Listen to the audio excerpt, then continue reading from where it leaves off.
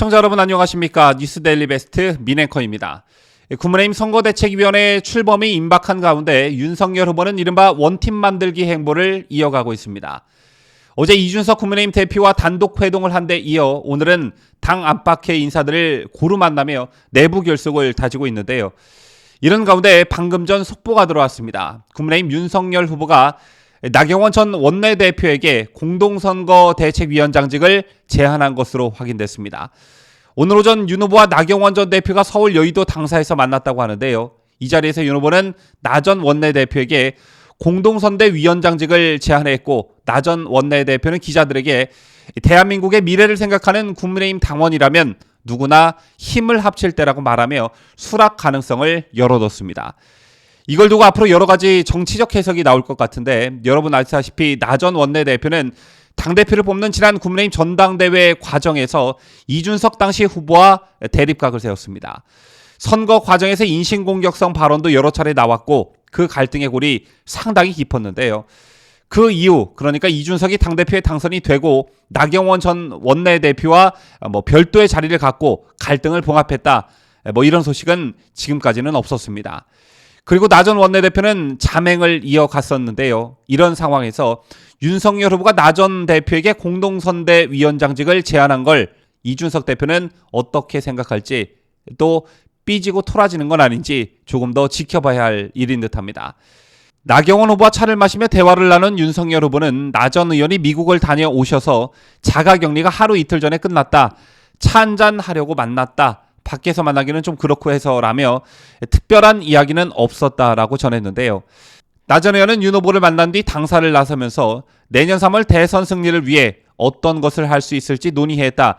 더 좋은 대한민국을 만들어 나가는 데 있어선 어떤 역할이든 마다하지 않고 모두 힘을 합쳐야 할 때라며 윤 후보의 제안을 사실상 받아들였음을 시사했습니다. 이 밖에도 최근 당 선대위 인선에 앞서 윤석열 후보는 당 안팎의 인사들을 두루 만나고 있는 것으로 알려졌는데요. 오늘 오전엔 서울 여의도 한 식당에서 당 소속 초선 의원 9명과 오찬을 함께했습니다. 이 밖에 원희룡 전 제주도지사와 조찬을 함께한 사실도 뒤늦게 알려지기도 했는데요. 윤 후보는 원지사와의 조찬에 대해 함께 대선을 치르기로 했기 때문에 전반적인 이야기를 했다고 전했습니다. 이어 윤 후보는 내가 갖고 있는 생각, 얘기를 조금 했다며 본인도 또 어떤 식으로 함께할지 조금 고민을 해보겠다고 해서 오늘 처음 만났다고 설명했습니다. 이와 관련해 원희룡 전 지사가 캠프에 합류하는 것이 아니냐는 관측이 조심스럽게 나오고 있습니다. 이 같은 윤석열 후보의 행보와 관련해 선대위 구성을 앞두고 이른바 원팀을 만들기 위한 포석이란 분석이 많습니다. 또 내부 결속을 다지는 동시에 대선 후보로서의 당내 입지를 굳히려는 행보다라는 분석도 함께 나오고 있는데요. 어제 알려진 바에 따르면 사무총장에 권성동 의원을 내정했다는 소식이 있었죠. 여러분 아시다시피 사무총장은 선거 곳간지기로 조직과 재정 업무를 총괄하는 핵심 보직인데, 이 자리에 자신의 핵심 측근 권성동 의원을 앉히고 싶어하는 어떤 자신의 뜻을 관철시킨 것입니다.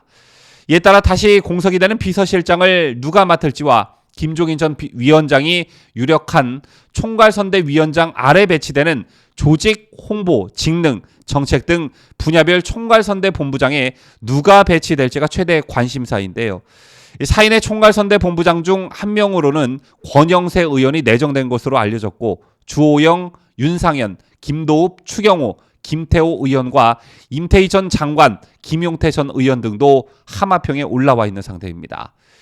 비서실장 자리에는 당초 윤석열 캠프의 첫 상황실장을 맡았던 장제원 의원이 유력하게 거론되고는 있지만, 장 의원이 아들 문제로 캠프에서 물러났던 만큼 이번 비서실장 인사 역시 불발될 가능성이 높고, 김종인 전 위원장과 껄끄러웠던 사이였다라는 점도 걸림돌이 될 전망입니다.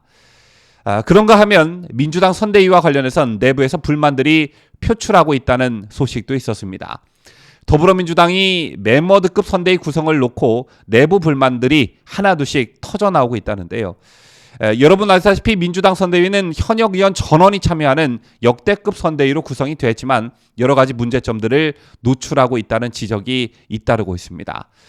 민주당은 그동안 4차례의 인선으로 선대위 구성을 어느 정도는 마쳤지만 다수 부서의 실무를 책임질 팀장과 실장급 인사는 아직 이루어지지 않고 있는데 결국 윤석열 국민의힘 후보 선출에 앞서 약 한 달 정도의 시간이 있었음에도 불구하고 선대위를 본격 가동하고 실무를 책임질 핫라인을 구성하지 못한 셈입니다.